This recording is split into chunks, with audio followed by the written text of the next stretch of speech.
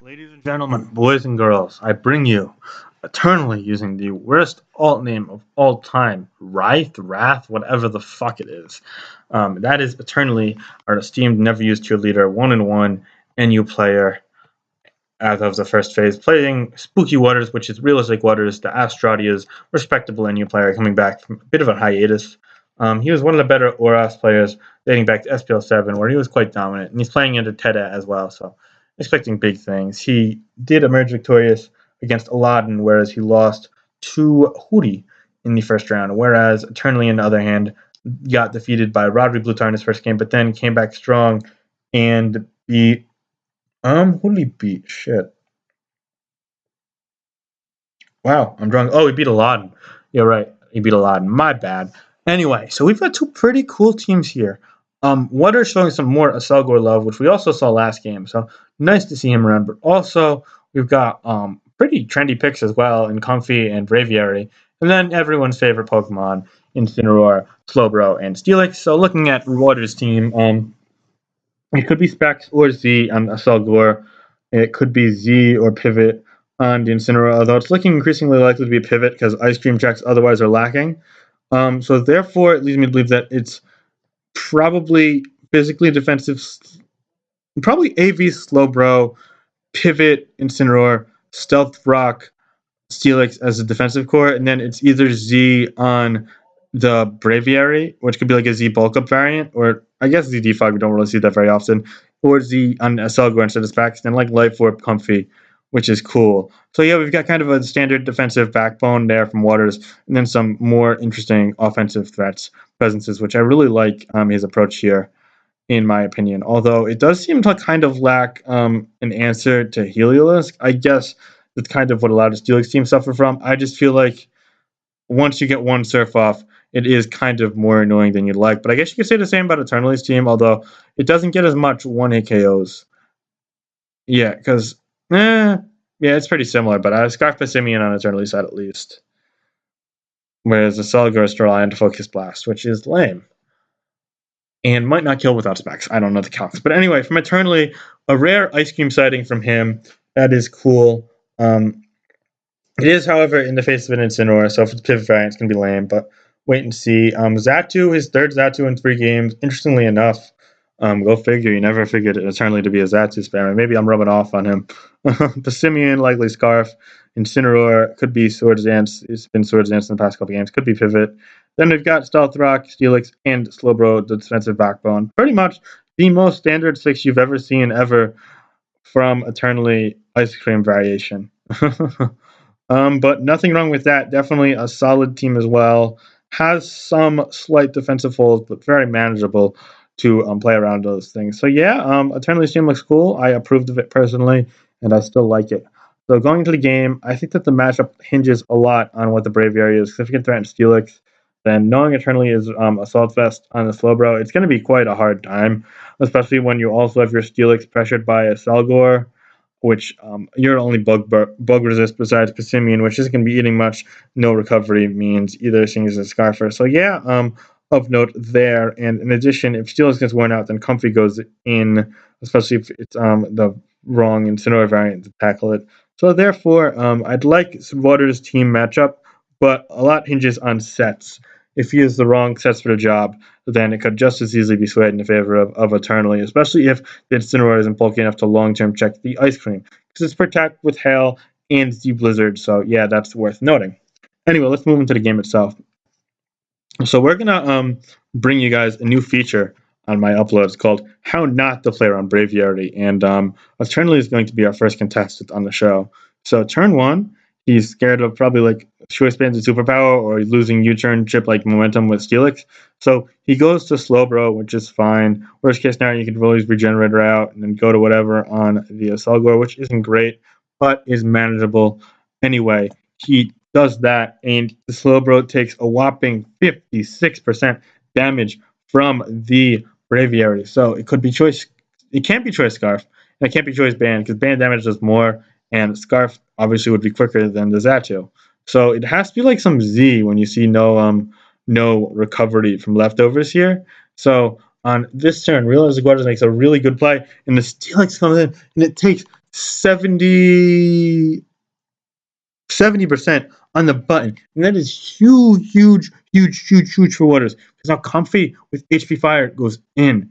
And Braviary itself does much better. And Selgar can just spam Bug Buzz. So this is a great, great, great, great start from Waters here.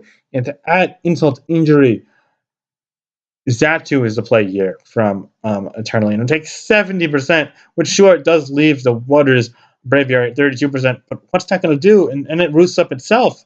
And you're just like, shit, how do I deal with this Toxic is landing here? Another roost, interestingly enough, from the Water side. I would have perhaps considered switching or Brave Birding there.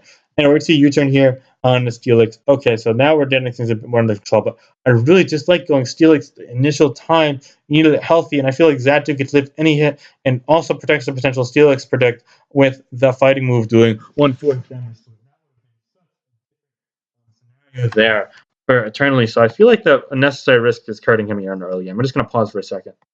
Getting back, sorry, had to just respond to a message on my phone. But yeah, so I think that Waters positioned himself really well with this Braviary alone, predicting 3 straight turns well, and I think Eternally made what turned out to be a quite unnecessary risk. He does get the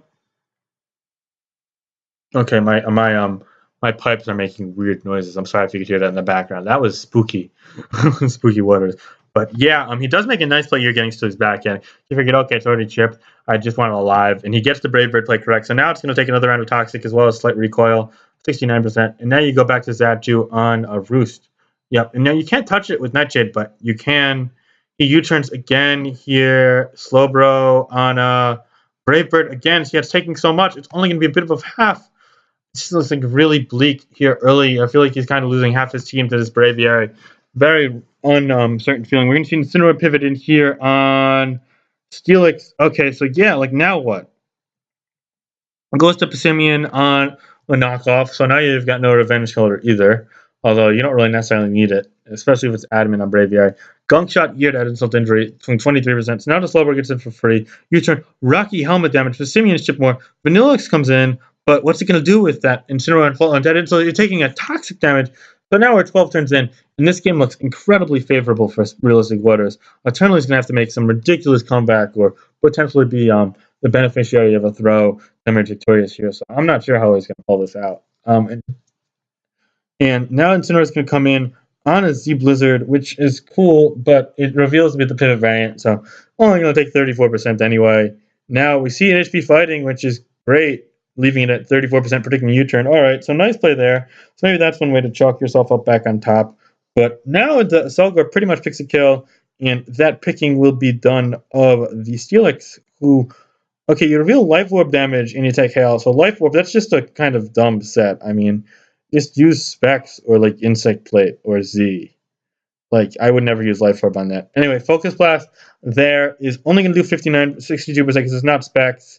And Gunk Shot's going to kill. Okay, so now, in my opinion, that was a misplay by Waters. Selgar pretty much claimed to kill every time he came in.